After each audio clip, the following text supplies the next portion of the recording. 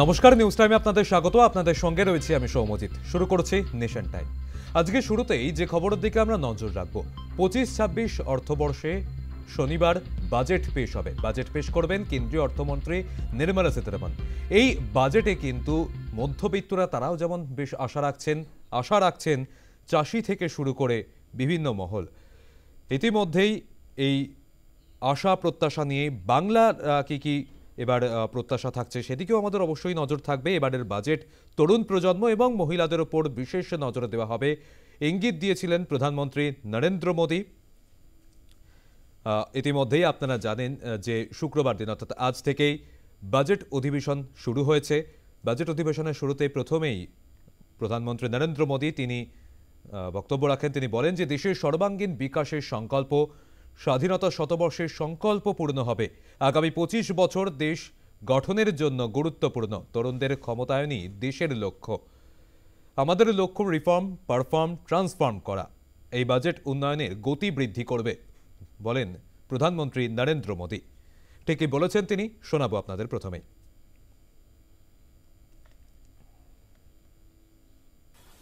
देश की जनता ने मुझे तीसरी बार ये दायित्व दिया है और इस तीसरे कार्यकाल का ये पहला पूर्ण बजट है।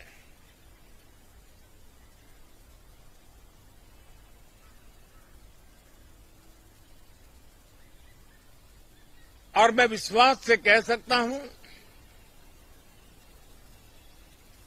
कि 2047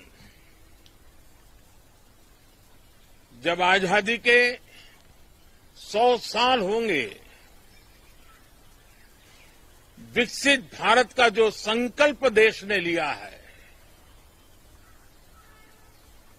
ये बजट सत्र, ये बजट एक नया विश्वास पैदा करेगा, नई ऊर्जा देगा कि देश जब आजादी के 100 साल मनाएगा तब विकसित होकर रहेगा। 140 करोड़ देशवासी अपने सामूहिक प्रयास से इस संकल्प को परिपूर्ण करेंगे। इनोवेशन, इंक्लूजन और इन्वेस्टमेंट, ये लगातार हमारे आर्थिक गतिविधि के रोड मैप का आधार रहा है। इस सत्र में हमेशा की तरह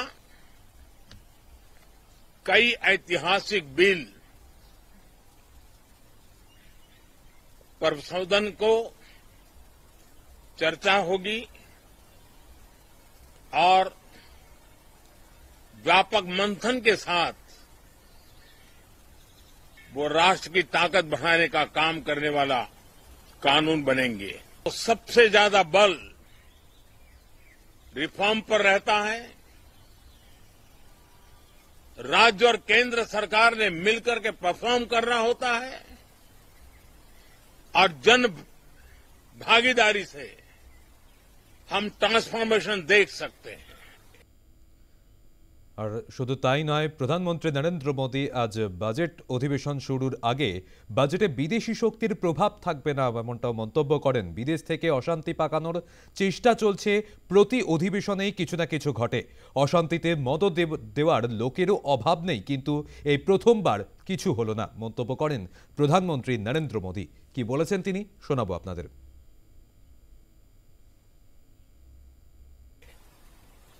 साथियों, आज एक बात आपने जरूर नोट की होगी, मीडिया के लोगों ने तो जरूर करनी चाहिए। शायद 2014 से लेकर अब तक शायद ये पहला पार्लियामेंट का सत्र है कि जिसके एक दो दिन पहले कोई विदेशी चिंगारी नहीं प्रगटी है। विदेश में से आग लगाने की कोशिश रही हुई है। 10 साल से यानी 14 से देख रहा हूं, हर सत्र के पहले शरारत करने के लिए लोग तैयार बैठते थे और यहां उसको हवा देने वालों की तो कमी नहीं है। ये पहला सत्र मैं पिछले 10 साल के बाद देख रहा हूं कि जिसमें किसी भी विदेशी कोने से कोई चिंगारी नहीं हुई। তৃতীয় মোদী সরকারের এবার প্রথম বাজেট, আর এই বাজেটে পূর্ণাঙ্গ বাজেট পেশ করবেন কেন্দ্রীয় অর্থমন্ত্রী নির্মলা সীতারামন। কোন কোন খাতে বরাদ্দ হবে, কোন কোন খাতে কোন দিকে বেশি লাভবান হবে বা কোন কোন জিনিসের আবারও দাম বাড়তে চলেছে, সেই নিয়ে একটা তো জল্পনা থাকছেই। মানুষের মধ্যেও কিন্তু মধ্যবিত্তদের মধ্যে একটা প্রত্যাশা রয়েছে যে মধ্যবিত্তদের দিকে লক্ষ্য করেও এবার কেন্দ্রীয় অর্থমন্ত্রী নির্মলা সীতারামন তিনি বাজেট পেশ করবেন এবং সেই সঙ্গে রেল যে পরিকাঠামো তাতেও কি বাজেটে কি বরাদ্দ থাকছে সেদিকেও বিশেষ করে নজর রাখা হবে এবং চাষিরা তারাও কিন্তু এই বাজেটে কিছু আশা রাখছেন। এবারে এই যে budget old regime versus new regime সেদিকেও যেমন নজর থাকবে এবং রাজস্বের ক্ষতি, খরচ বৃদ্ধি, বাজেট থেকে আবাসন ক্ষেত্রের প্রত্যাশা, একাধিক বিষয়ে এবার কিন্তু নজর থাকছে। শনিবার সকালেই বাজেট পেশ করবেন কেন্দ্রীয় অর্থমন্ত্রী নির্মলা সীতারামন। যদি আয়করের আর একটু ছাড় মেরে সেই আশায় বুক বাঁধছে এখন মধ্যবিত্ত। বর্তমানে পুরনো আয়কর কাঠামো অর্থাৎ ওল্ড রেজিমে বার্ষিক 2.5 লক্ষ টাকা পর্যন্ত আয় কোনো কর দিতে হয় না। বার্ষিক 2.5 থেকে 5 লক্ষ টাকা পর্যন্ত আয়ের ক্ষেত্রে 5% কর দিতে হয়। নতুন আয়কর কাঠামো বা নিউ রেজিমে বার্ষিক 3 লক্ষ অব্দিও কর দিতে হয়। সেক্ষেত্রেও তাই মধ্যবিত্তরা আশা রাখছেন যে সেই বাজেটে এবার তেমন মধ্যবিত্ত অনুকূল হবে বাজেট। এবং সেই সঙ্গে আপনাদের জানিয়ে রাখবো চাষিরা তারাও কিন্তু বাজেটে তাদের ক্ষেত্রেও কিছুটা সুবিধা রাখবে কেন্দ্রীয় বাজেটে অর্থমন্ত্রী নির্মলা সীতারামন, তারা আশা রাখছেন। আপনাদের শোনাবো চাষিরা এবং পাশাপাশি এই ট্যাক্সি চালকরা তারাও এবার এই বাজেট থেকে, কেন্দ্রীয় বাজেট থেকে কি কি আশা রাখছেন শোনাবো আপনাদের।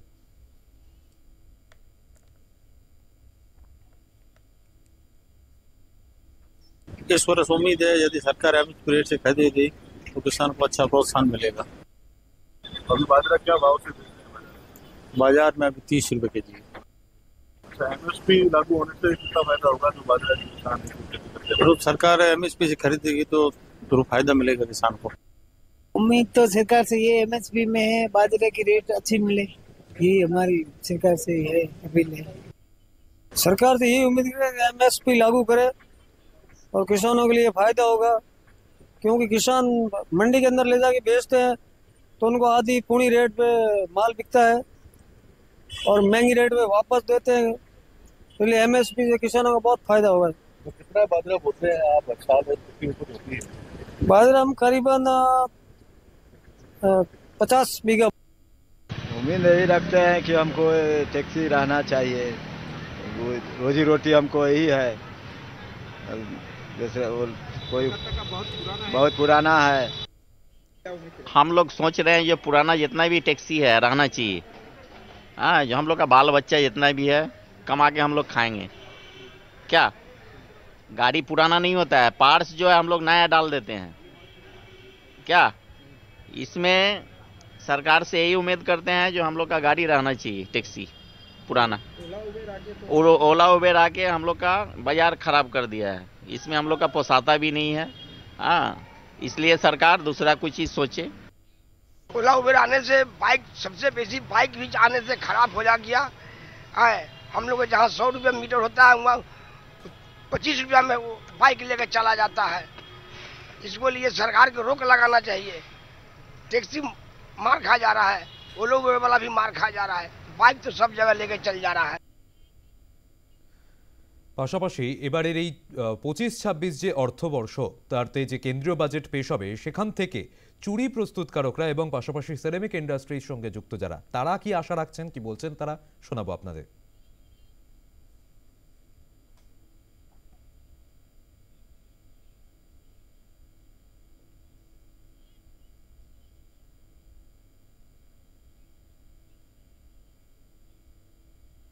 जो हमको TTZ के अंतर्गत जो हमको गैस की सप्लाई हो रही है उसमें तमाम तरह की बंदिशें लगी हैं, सिक्योरिटियल गाइडलाइन भी आ गई। हम लोग 4-4 साल 5 से परेशान हैं, ना हमारी शिफ्टिंग हो पा रही है, ना हमको कोई सुविधा मिल पा रही है।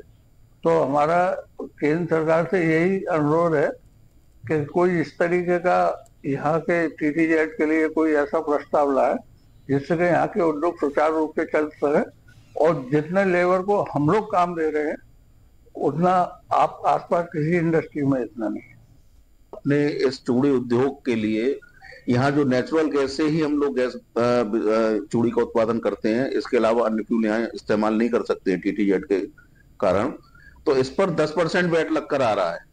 ऑल ओवर इंडिया सभी जगह 5% वैट है। तो केंद्र सरकार से हम यही निवेदन करेंगे, या तो इसको 5% वैट कर दें या इसको GST के दायरे में ले आए। इनकम टैक्स के स्लैब में थोड़ा सा आना चाहिए, GST के कहीं कहीं दायरे बहुत ज्यादा है, उनको थोड़ा सा कम लाना चाहिए, जिससे जनरल पब्लिक को बहुत आराम मिले, फायदा मिले। পাশাপাশি এবারের কেন্দ্রীয় বাজেটে পর্যটন ক্ষেত্রেও বেশ কিছু বরাদ্দ হোক এমনটাই আশা রাখছেন পর্যটন ব্যবসায়ীরা।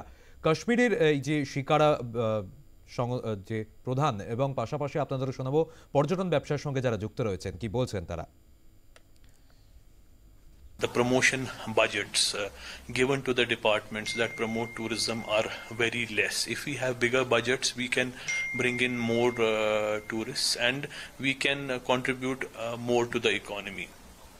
Also, I mean, we need center funded projects to improve the tourism infrastructure. Like अभी आप देखिए विंटर है, हमारे पास एक ही ski destination है. We can have many more ski destinations here. So we need liberal funding for adventure related projects here. कि budget में एक अलग प्रोविजन होना चाहिए टूरिज्म सेक्टर का।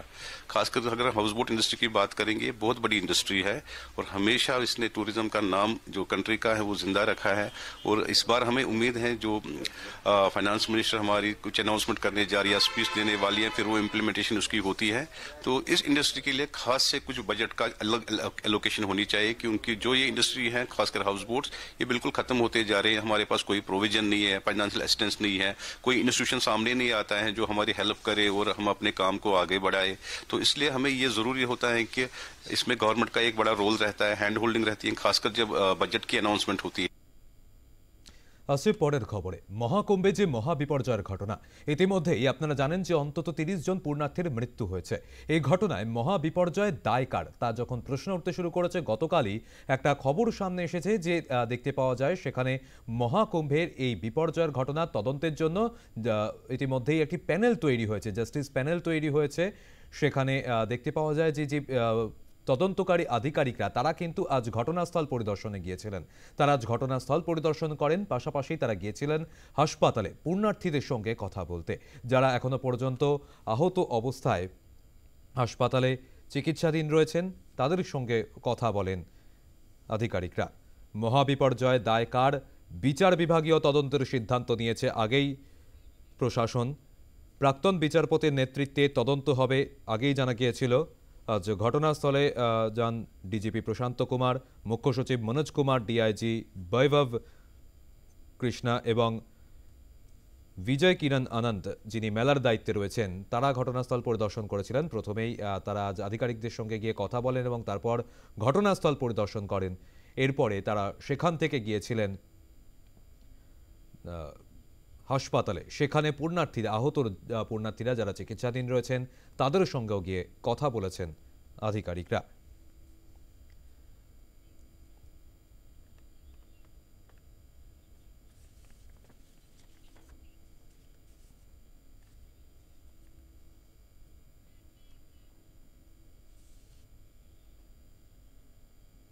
এই মহাকুম্ভের খবরেই নজর রাখবো। এই মহাকুম্ভে আমরা দেখতে পেয়েছিলাম অভিনেত্রী মমতা কুলকার্নি, তিনি সন্ন্যাস নিয়েছিলেন, সন্ন্যাস গ্রহণ করেছিলেন, কিন্তু এবার যে খবর সামনে এসেছে তাকে কিন্নার আখড়া থেকে বহিষ্কার করা হচ্ছে। কিন্নার আখড়া থেকে তাকে এবং তার গুরুকে বহিষ্কার করা হচ্ছে। কিছুদিন আগেই মহাকুম্ভে গিয়েছিলেন মমতা কুলকার্নি, সেখানেই তিনি সন্ন্যাস গ্রহণ করেন। এরপর তার এই মহামণ্ডলেশ্বর নিয়ে শুরু হয় বিতর্ক। এবার সেই বিতর্ককে কেন্দ্র করে বড়সড় পদক্ষেপ নিলেন কিন্নার আখড়ার প্রধান। বিজ্ঞপ্তি জারি করে জুনা আখড়ার তরফে এদিন জানানো হয় যে প্রাক্তন অভিনেত্রী মমতা কুলকার্নি এবং তার গুরু লক্ষ্মীনারায়ণ ত্রিপাঠী দুজনকেই কিন্নর আখড়া থেকে বহিষ্কার করা হয়েছে। আপনাদের শোনাবো মমতা কুলকার্নির গুরু লক্ষ্মীনারায়ণ ত্রিপাঠী তিনি কি বলছেন। कि ऋषि अजय दास खुद विवादों में इतने रहे हैं, वो विवादों के कारण उनको 2017 में किन्नर अखाड़े से बाहर का रास्ता दिखा दिया गया था और बहुत सारी और बातें हैं उनकी। वो तो मीडिया को पता है कि मैं हमेशा पब्लिक लाइफ में रही हूँ। ऋषि अजय दास इतने साल कहाँ थे? आपने कभी देखा ऋषि अजय दास को? क्या मीडिया ने देखा? क्या जमाने ने देखा? 2025 के कुंभ में नजर आ रहे हैं। उनके सारे केस खत्म कर दिए गए हैं, उनके सारे केस स्क्वॉश हैं, उनके खिलाफ कोई केस नहीं है, कुछ नहीं है और बेमतलब की बातें वो कर रहे हैं जिसका कोई मतलब नहीं है। जब हमें सारी बातें हम पता लगा के कि उनके ऊपर कोई आरोप नहीं, कुछ नहीं सिद्ध हुआ, कुछ नहीं है, तो उसके बाद हमने उसको पद पे दिया गया है। हमारे इधर पुरुष भी हैं, महिलाएं भी हैं, सब लोग हैं। 2016 से हमारी पहली महामंडलेश्वर महिला बनी पीताम्बरा, बाद में डॉक्टर राजराजेश्वरी शिवप्रिया, बाद में अन्य महिलाएं महंत श्री महंत के गद्दियों पे आसीन हुई। पुरुष है हमारे इधर मणिकंडन जी, सतीश जी, अविनाश जी, सब अलग अलग लोग हैं। हम लीगल सूट फाइल करेंगे इनके खिलाफ। যিনি মমতা কুলকার্নি এবং তার গুরুকে এই বহিষ্কারের সিদ্ধান্ত নিয়েছেন শ্রী অজয় দাস তিনি কি বলছেন শোনাবো আপনাদের। सबसे पहले तो व्यक्ति को अभ्यागत होना पड़ता है। बैराग जब धारण करता है वो अभ्यागत होता है, फिर किसी गुरु के संरक्षण में रह करके वो साधना तप करता है।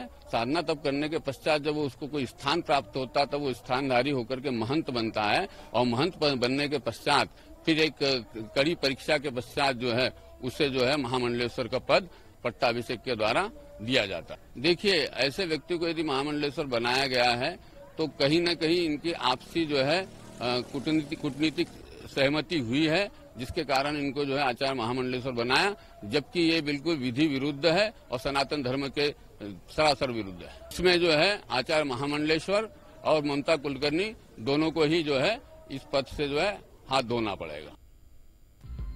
নেশন টাইমে সময় এখন একটি বিরতির, ফিরে আসছি বিরতির পর, সঙ্গে থাকুন। এবার নজর রাখবো বিদেশের একটি খবরে, কারণ গতকালই একটি খবর সামনে এসেছিল চপার এবং বিমানের সংঘর্ষ, তাতে বহু যাত্রীর মৃত্যুর খবর সামনে আসার এই খবর সামনে আসার পরেই ডোনাল্ড ট্রাম্প মার্কিন প্রেসিডেন্ট তিনি প্রশ্ন তুলে দিয়েছেন। ওয়াশিংটনে হোয়াইট হাউসের থেকে 5 কিলোমিটার দূরে বৃহস্পতিবার আমেরিকার এয়ারলাইন্সের একটি বিমান ভেঙে পড়ে, বিমানে 64 জন যাত্রী ছিলেন, সকলেরই মৃত্যু হয়েছে বলে এখনো পর্যন্ত যে খবর সামনে আসছে। আর এই ঘটনায় ডোনাল্ড ট্রাম্প তিনি বলছেন আমেরিকার বিমান বিভাগে পূর্বতন সরকারের আমলে অযোগ্য কর্মীদের নিয়োগ করা হয়েছে, তারই ফল বৃহস্পতিবারের এই ঘটনা। তিনি জো বাইডেন এবং বারাক ওবামার প্রশাসনকেও নিশানা করেছেন এই ঘটনায়। আমেরিকার ফেডারেল এভিয়েশন অ্যাডমিনিস্ট্রেশনের নিয়োগ প্রক্রিয়া নিয়ে আগেও প্রশ্ন উঠেছে, প্রাক্তন পরিবহন সচিবের দিকে সরাসরি আঙুল তুলেছেন ডোনাল্ড ট্রাম্প। ডোনাল্ড ট্রাম্প তিনি কি বলেছেন শোনাবো আপনাদের। Before 9 p.m. last night, an American Airlines regional jet carrying 60 passengers and 4 crew collided with an Army Black Hawk helicopter carrying 3 military service members over the Potomac River in Washington, D.C., while on final approach to Reagan National Airport. Both aircraft crashed instantly and were immediately submerged into the icy waters of the Potomac. Real tragedy. The massive search and rescue mission was underway throughout the night, leveraging every asset at our disposal, and I have to say the local, state, federal, military, including the United States Coast Guard in particular, they've done a phenomenal job. So quick, so fast, it was mobilized immediately. The work is now shifted to a recovery mission. Sadly, there are no survivors. This was a dark and excruciating night in our nation's capital and in our nation's history, and a tragedy of terrible proportions. As one nation, we grieve for every precious soul that has been taken from us so suddenly, and we are a country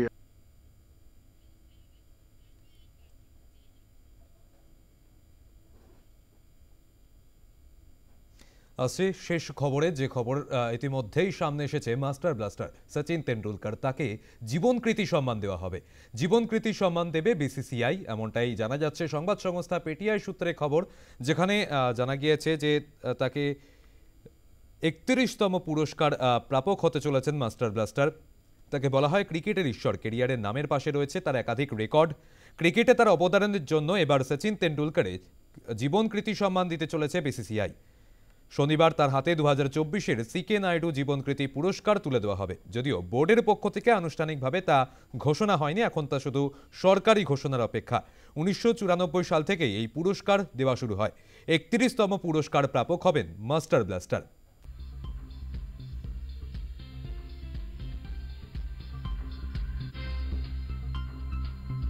nation time আজকের মতন এই পর্যন্তই। পরবর্তী খবরের জন্য নজর রাখুন news time, any time, all the time.